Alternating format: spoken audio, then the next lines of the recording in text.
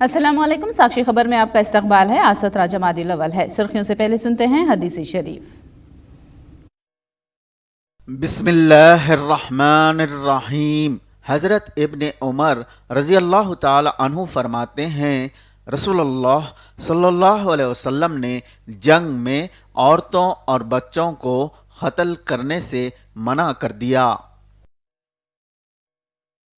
सुर्खियां।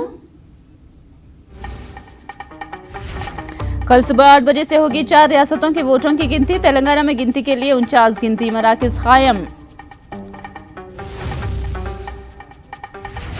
इंतखाबी ओहदेदारों और रिटर्निंग ऑफिसरों के साथ विकास राज की वीडियो कॉन्फ्रेंस। गिनती और सिक्योरिटी इंतजाम का लिया जायजा। कांग्रेस वफ्द की सीईओ विकास राज से शिकायत। रैतु बंधु के फंड्स का रुख मोड़कर कॉन्ट्रैक्टर्स को जारी करने का बीआरएस हुकूमत पर लगाया इल्जाम। 4 दिसंबर से पार्लियामेंट के सरमाई सेशन के आगाज के तनाजुर में कुल जमाती इजलास। मुख्तलिफ उमूर पर हुआ तबादिले ख्याल। 19 बिल होंगे पेश। और अब तफसील। पीसीसी चीफ रेवंत रेड्डी समेत कांग्रेस के सीनियर कायदीन ने इंतखाबी दफ्तर पहुंचकर सीईओ विकास राज से मुलाकात की। रायतु बंदों के फंड्स को कॉन्ट्रैक्टर्स की अदायगी के लिए इस्तेमाल करने की शिकायत की। कांग्रेस कायदीन का ये भी इल्जाम है कि हैदराबाद के आसपास के असाइन लैंड को दूसरों के नाम पर रजिस्ट्रेशन करवाने की साजिशें भी की जा रही है। कांग्रेस कायदीन ने हुकूमत के लेन देन पर विजिलेंस के जरिए नजर रखने का मुतालबा किया है।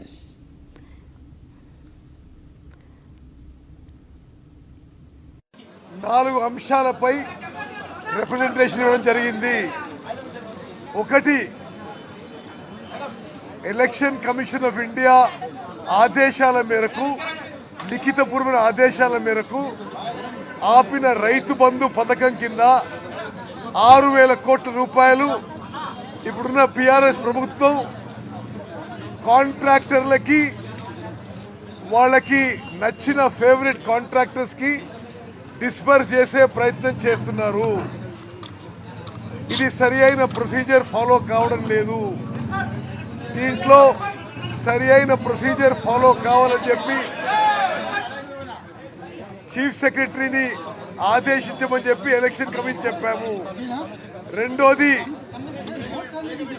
రంగారెడ్డి, సంగారెడ్డి, మేడ్చల్ జిల్లాల్లో 1000 ఎకరాల అసైన్ ల్యాండ్స్ ధరణి పోర్టల్ పై ల్యాండ్ రికార్డ్స్, టైటిల్ రికార్డ్స్ గత 2-3 రోజులుగా మారుస్తున్నారని చెప్పి మాకున్న సమాచారము. అసైన్ ల్యాండ్స్ యొక్క ల్యాండ్ రికార్డ్స్ మార్చొద్దు. ఈ 2-3 రోజుల్లో బీఆర్ఎస్ ప్రభుత్వం దిగిపోయే ముందు 6,000 కోట్లు కాంట్రాక్టర్లు ఇవ్వడంలో, అదేవిధంగా సిటీ చుట్టుపక్కల జిల్లాల్లో అసైన్ ల్యాండ్ రికార్డ్స్ మారుస్తున్న ఆరోపణలు మేము చీఫ్ ఎలక్షన్ కమిషన్ ఆఫ్ ఇండియాకి సిఇఓ ద్వారా ఇవ్వడం జరిగింది. చీఫ్ సెక్రటరీకి ఈ విషయాలు ఫార్వర్డ్ చేసి వెంటనే చర్యలు తీసుకోమని చెప్పి కోరడం జరిగింది. तेलंगाना असेंबली इंतखाबात के वोटों की गिनती कल की जा रही है, जिसके इंतजामात का जायजा लेने के लिए सीईओ विकास राज ने जिले इंतखाबी ओहदेदारों और रिटर्निंग ओहदेदारों के साथ वीडियो कॉन्फ्रेंस मुनक़िद की। इस मौके पर गिनती के लिए इंतजामात और सिक्योरिटी से मुताल्लिक़ इंतजामात का उन्होंने जायजा लिया।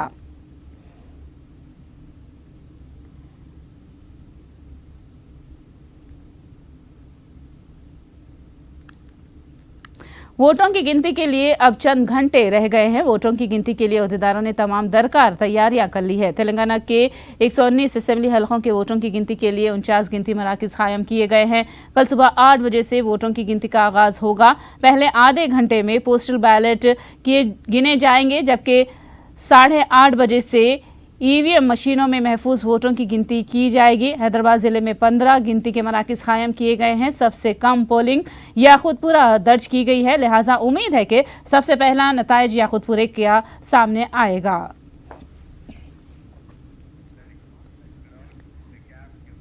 तेलंगाना असेंबली इंतखाबी नताइज के तनाजुर में पुलिस ने गिनती मराकज़ के पास भारी सिक्योरिटी बंदोबस्त किया है। एलबी नगर हल्के के वोटों की गिनती सरूर नगर इंडोर स्टेडियम में की जा रही है।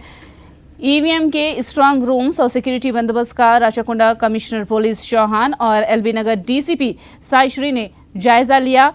3 सतही सिक्योरिटी बंदोबस्त के दरमियान वोटों की गिनती की जा रही है। కౌంటింగ్ సెంటర్స్లో కూడా సజావుగా అరేంజ్మెంట్ పరిశీలించడానికి దాంట్లో ఏది ఉన్నా అవి కూడా చిన్న ఏది లోపాలు ఉన్నా సమస్యలు ఉన్నా అది కూడా పూర్తి చేయడానికి ఇవాళ నేను ఇక్కడికి రావడం జరిగింది.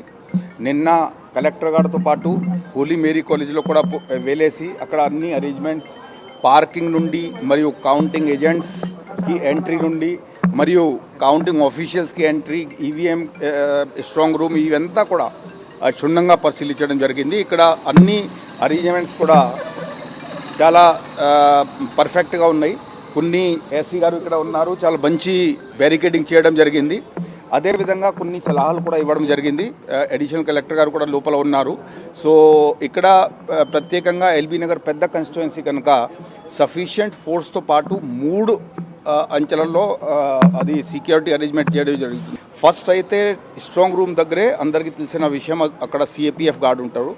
మధ్యలో మనము టీఎస్ఎస్పి ఆర్మ్డ్ ఫోర్స్ పెడుతున్నాము, ఆల్రెడీ అక్కడ ఉన్నది. మరియు అవుటర్ కార్డన్లో ఒక మజిస్ట్రేట్ గార్డ్తో సహా సివిల్ పోలీస్ మరియు సిఏఆర్ ఉంటుంది. దాంతో వారికి సఫిషియంట్ వజ్ర వెహికల్స్ కానీ ఇవన్నీ కూడా ఉంటాయి. దాంతో పాటుగా కంటిన్యూస్గా నిన్నటి నుంచి పెరిఫరల్ పెట్రోలింగ్ అన్ని చోట్ల కూడా పెట్టాము.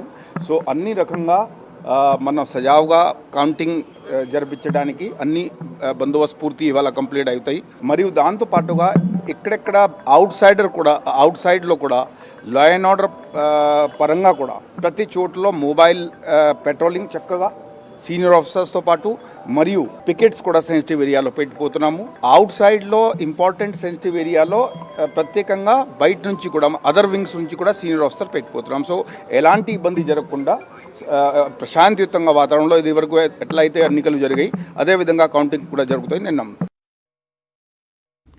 कर्नाटक के नायब वजीर आला ने दावा किया कि तेलंगाना में कांग्रेस की हुकूमत तश्कील पाना यकीनी है। उन्होंने बताया कि कांग्रेस के तमाम एमएलएज मुत्तहिद हैं और वाज़ेह किया कि कोई भी कहीं भी जाने वाला नहीं है। डीके ने इल्ज़ाम लगाया कि केसीआर कांग्रेस एमएलए से राब्ता कर रहे हैं। No problem, no threat, anything. We have confidence. Our party will win comfortably. All legislators will be loyal. We know that they are trying to trap. We don't know all information. Our candidates themselves have informed them that they have been approached by the CM directly himself. So we have got information. Congress high command की जानिब से 3 मुबस्सिरीन को तेलंगाना रवाना किया जा रहा है। कल साबिक वज़रा चिदम्बरम और सुशील कुमार शिंदे के अलावा रणदीप सुरजेवाला हैदराबाद आ रहे हैं। कल वोटों की गिनती के तनाजुर में कांग्रेस कायदीन तेलंगाना आ रहे हैं।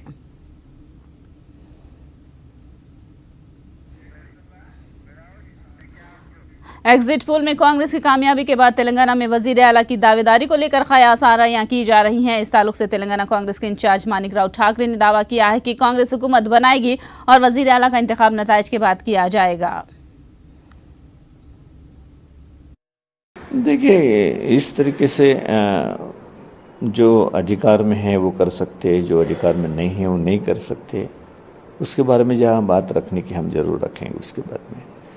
तो अभी एक दिन के ऊपर ही अभी काउंटिंग होगा, काउंट के बाद रिजल्ट जो भी आएगा उसके तहत गवर्नमेंट बनेगी। आखिर में एग्जिट पोल जो आए हैं वो सबके सामने है। हमने पीछे क्या हुआ, उसके पीछे क्या हुआ, उसके पीछे क्या हुआ, तो ये सच्चाई है कि जो भी पिछले वक्त नहीं हुआ था आज एग्जिट पोल दिखा रही है कि कांग्रेस पार्टी आ रही है।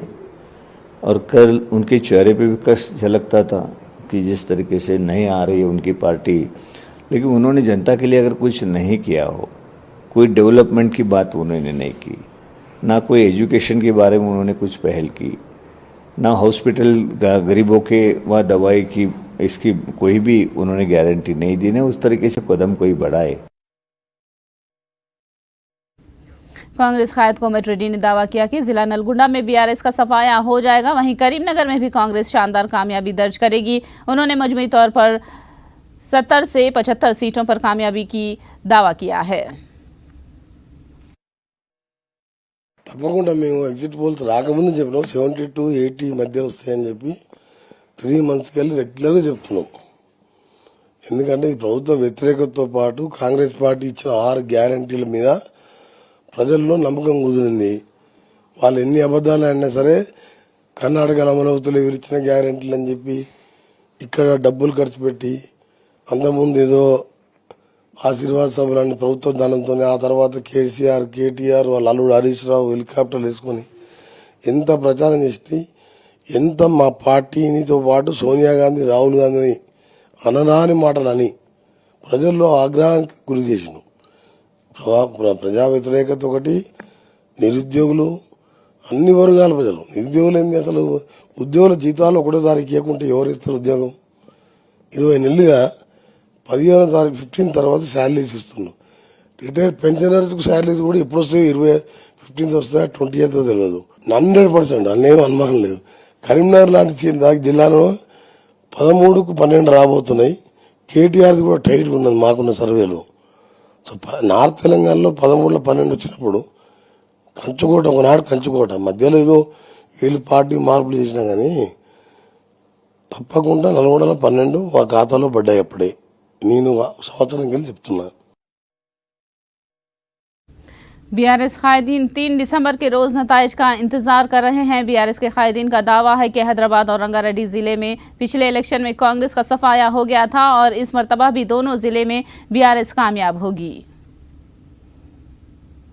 Revant Reddy has absolutely no credibility in Telangana because there are 119 seats in Telangana, and in Telangana within, if you look at Hyderabad and Rangareddy districts, which accounts to nearly 29 seats out of the 119, Congress will score a duck.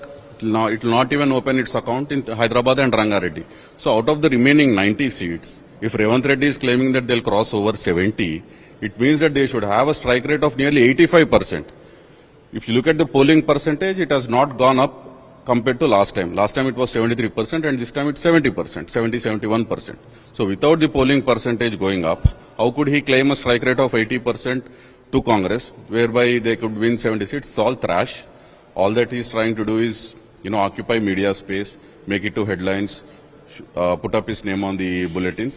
Nothing. It is all trash, and it's just less than 48 hours. So people of Telangana have sealed the fate, and they will teach a befitting lesson to Congress party and Mr. Revant Reddy on Sunday. Congress की वजारत आला के उम्मीदवार से मुतालिक voice Sharmila ने अपना ख्याल जाहिर किया है। उन्होंने कहा कि कांग्रेस में अहल कायदीन की कमी नहीं है। उनका कहना है कि ब्लैकमेल करने वाले कायदीन को ये आला ओहदा नहीं मिलना चाहिए। उन्होंने उत्तम कुमार रेड्डी और भट्टी विक्रमार्का को अहल कायदीन करार दिया। साथ में ये भी कहा कि वजारत आला का ओहदा किसको देना है, ये फैसला कांग्रेस पार्टी करेगी। ప్రభుత్వం మారాలి, కేసీఆర్ గారు మళ్ళీ ముఖ్యమంత్రి కాకూడదు అన్న ఏకైక ఉద్దేశంతో మాత్రమే తీసుకున్న నిర్ణయం మేము కాంగ్రెస్ పార్టీకి మద్దతు ఇవ్వడం. కాంగ్రెస్ పార్టీలో there are many worthy candidates. ఉత్తమన్న ఒక ఆర్మీ మ్యాన్, ఆర్మీలో పనిచేసిన వ్యక్తి, డిసిప్లిన్ ఉన్న వ్యక్తి, ఫెయిత్ఫుల్ కాంగ్రెస్ మ్యాన్. ఇలా చూసుకుంటే ఎంతోమంది, బట్టి అన్న దళితుడు, నిజంగానే పాదయాత్ర చేసినవాడు, మిగతా వాళ్ళలాగా కార్లలో తిరిగి పాదయాత్ర చేసినవాడు కాదు. ఇలా పేర్లు చెప్పుకుంటూ పోతే కాంగ్రెస్ పార్టీలోనే వర్దీ అయిన వాళ్ళు, క్రెడిబిలిటీ ఉన్న వాళ్ళు, బ్లాక్మెయిలర్స్ కాని వాళ్ళు చాలామంది ఉన్నారు. ప్రభుత్వం మారాలి, మంచి రోజులు రావాలి తెలంగాణ ప్రజలకు. ఎవరు ముఖ్యమంత్రి కావాలి అన్నది కాంగ్రెస్ పార్టీ నిర్ణయిస్తుంది. एपी और तेलंगाना के दरमियान कृष्णा के आबी तनाज़े से मुतालिक मरकजी वजारत जल शक्ति ने एपी और तेलंगाना के अहदेदारों के साथ वीडियो कॉन्फ्रेंस मुनाकिद की। मरकजी वजारत जल शक्ति के सेक्रेटरी दिबाश्री मुखर्जी की क़ियादत में मुनाकिदा वीडियो कॉन्फ्रेंस में दोनों तेलुगु रियासतों के आला अहदेदारों ने शिरकत की। दोनों रियासतों के दरमियान आबी तकसीम से मुतालिक कशीदगी को कम करने के लिए नागार्जुना सागर डैम और श्री सैलम डैम की इंतजामी उमूर की तब्दीली, कृष्णा रिवर बोर्ड मैनेजमेंट से मुतालिक उमूर पर तबादिल ख्याल किया गया। इजलास 1 घंटे तक जारी रहा। CWC चेयरमैन वोहरा ने बताया कि जल्द ही इजलास के रुदात का ऐलान किया जाएगा।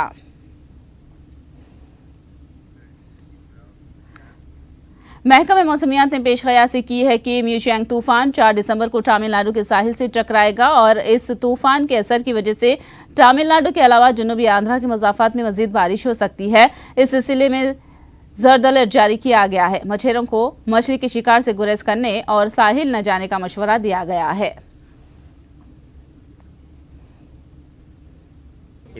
Concentrate intensify deep depression, and further it will intensify on third cyclonic storm, and it is likely to move towards the north coastal and north on Tamil Nadu, south Andhra coast, and it is expected to cross between Chennai and Masulipatnam as of today, Chennai and Masulipatnam by 4th evening. So under the influence of the system, what normally we expect is the rainfall basically as far as Tamil Nadu is concerned is the last 24 hours fairly rainfall occurred. Next 4 days, if you see that mostly North Tamil Nadu, light to moderate rain, major part. तूफान के खतरे और बारिश के पेश नज़र आंध्र प्रदेश हुकूमत ने नेल्लूर में हेल्पलाइन सेंटर कायम किया है। मीशिंग तूफान का असर साहिली आंध्रा में पड़ सकता है, जिसके पेश नज़र नेल्लूर में हेल्पलाइन सेंटर कायम किया गया है। कलेक्टर ने हेल्पलाइन सेंटर के लिए फोन नंबर आज भी मुहैया किए हैं।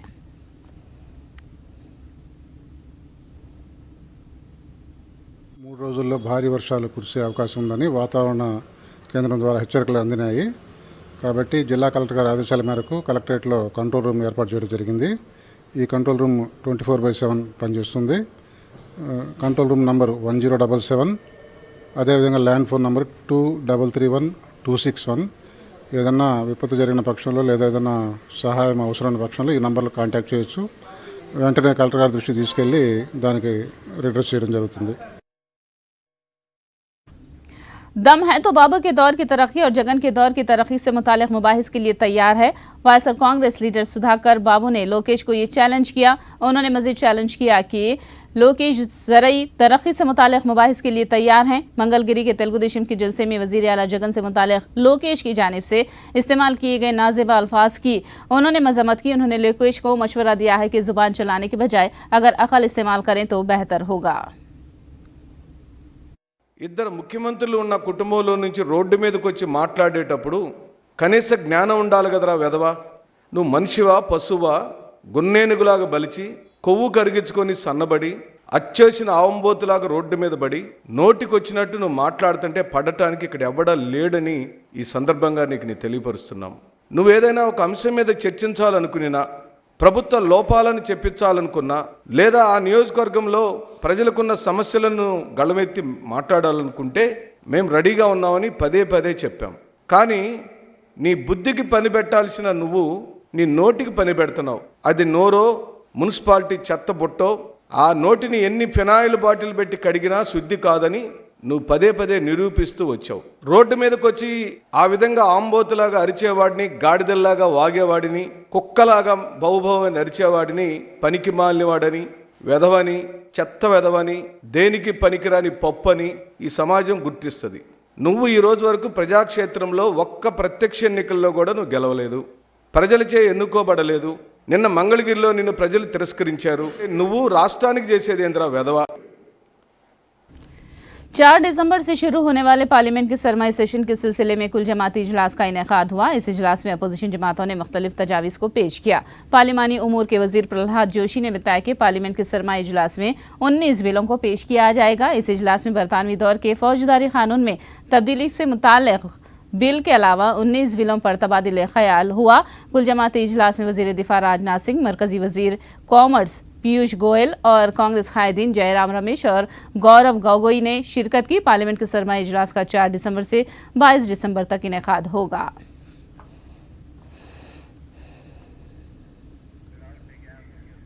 पार्लिमानी उमूर के वजीर प्रहलाद जोशी ने दावा किया कि बीजेपी मध्य प्रदेश और राजस्थान में कामयाबी हासिल करेगी, जबकि छत्तीसगढ़ में सख्त मुकाबला होगा। मैं तो पहले राजस्थान के बारे में अगर बताऊं तो राजस्थान को मैं पहले ही बताया था। आपका भी रिप्रेजेंटेटिव, एएनआई का जो रिप्रेजेंटेटिव है उधर भी मेरे मुलाकात बहुत बार हुआ था। एएनआई को भी मैंने बताया था, बाकी सब लोगों को भी बताया था। राजस्थान में हम शानदार जीत हासिल कर रहे हैं। तो अभी तो आपका एग्जिट पोल भी वही दिखा रहे हैं और मुझे पहले से भी मेरा विश्वास था, आज भी विश्वास है। राजस्थान में हम बहुत बड़ी मार्जिन से जीत रहे हैं और बाकी मध्य प्रदेश छत्तीसगढ़ में भी हमारा परफॉर्म, मध्य प्रदेश में तो उधर भी अच्छा बहुत बढ़िया जीत होगा। छत्तीसगढ़ में ऑफ कोर्स टाइट फाइट है, लेकिन will form the government in Chhattisgarh also. Delhi में बारिश के बायस फिजाई आलूदगी में कमी हुई है, ताहम दिल्ली वालों के लिए आर्जी राहत है। मुकामी अवाम ने कहा कि फिजाई आलूदगी में बारिश की वजह से आर्जी तौर पर कमी हुई है, ताहम हुकूमत उसकी रोकथाम के लिए अमली इक़दाम करने होंगे।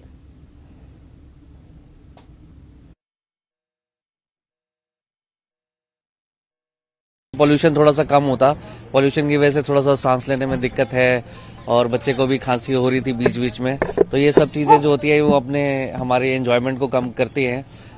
बारिश के बाद थोड़ा सा फर्क पड़ा है, पर फिर भी अभी बहुत पॉल्यूशन है, अभी दिख रहा है कि काफी पॉल्यूशन है यहाँ पे। देखिए कुछ प्रयास तो हैं, जो फर्क तो पड़ता है, हर साल थोड़ा सा लग रहा है कि बेटर हो रही है चीजें, बट इतना नहीं है कि हमारी हमको एक कंफर्ट मिल पाए, उस लेवल पे नहीं है अभी। बच्चों में ज्यादा दिखता है, बच्चों में खांसी और उनको लगातार रात को सांस में आवाज और नाक से आवाज आना, ये सब तो लगातार ही ऐसा लगता है कि इन बच्चों में तो अब ये एक तरीके का परमानेंट चीज ही बन गई है, इनकी सांसों में आवाज आना, तो वो तो हर साल में ये होता ही होता है।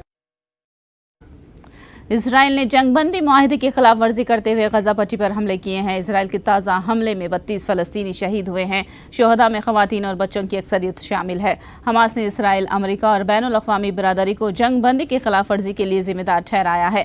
कैदियों की रिहाई के बाद इसराइल ने गजा को फिर एक मरतबा निशाना बनाया है।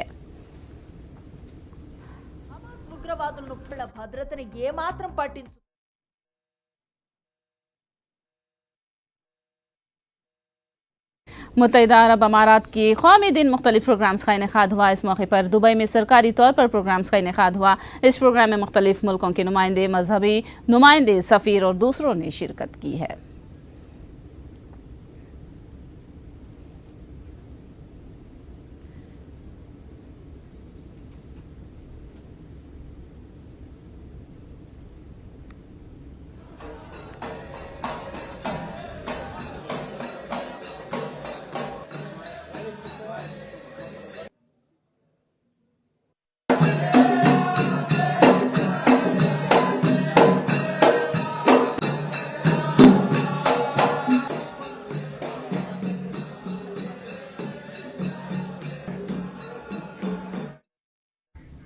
जम्मू कश्मीर में बर्फबारी का सिलसिला जारी है। बर्फबारी से जहां आमद और रफ्त मुतासिर हो रही है, वहीं सयाह बर्फबारी का मजा लेने के लिए जम्मू कश्मीर का रुख कर रहे हैं। बर्फबारी की शुरू होने के बाद ही मुख्तलिफ शहरों से सयाहों ने जम्मू कश्मीर का रुख किया है।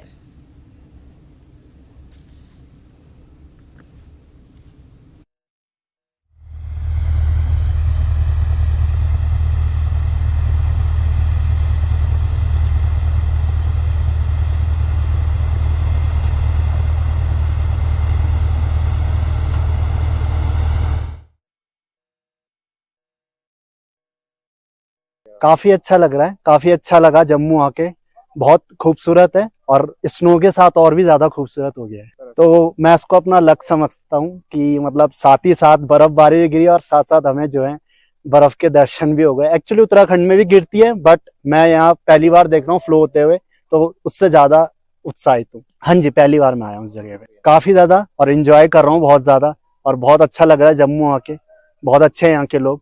मैं ये कहूँगा कि जरूर आइए जम्मू कश्मीर, ये स्विट्जरलैंड है भारत का, और यहाँ पे विजिट करिए और अपने टूरिज्म को बूस्ट करिए, और जिससे हमारा इंडिया भी बूस्ट होगा। जय हिंद।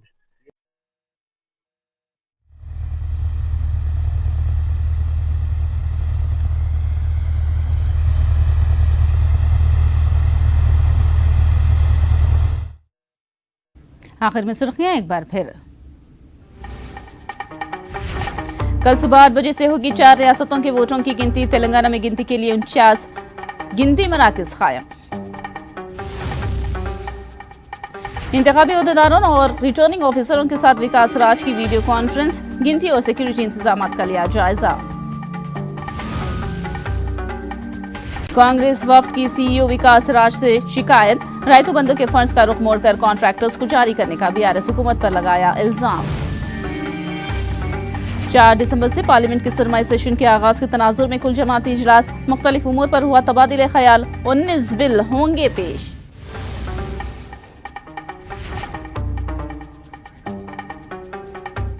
साक्षी खबर में फिलहाल इतना ही। साक्षी टीवी पर खबरों का सिलसिला जारी रहेगा।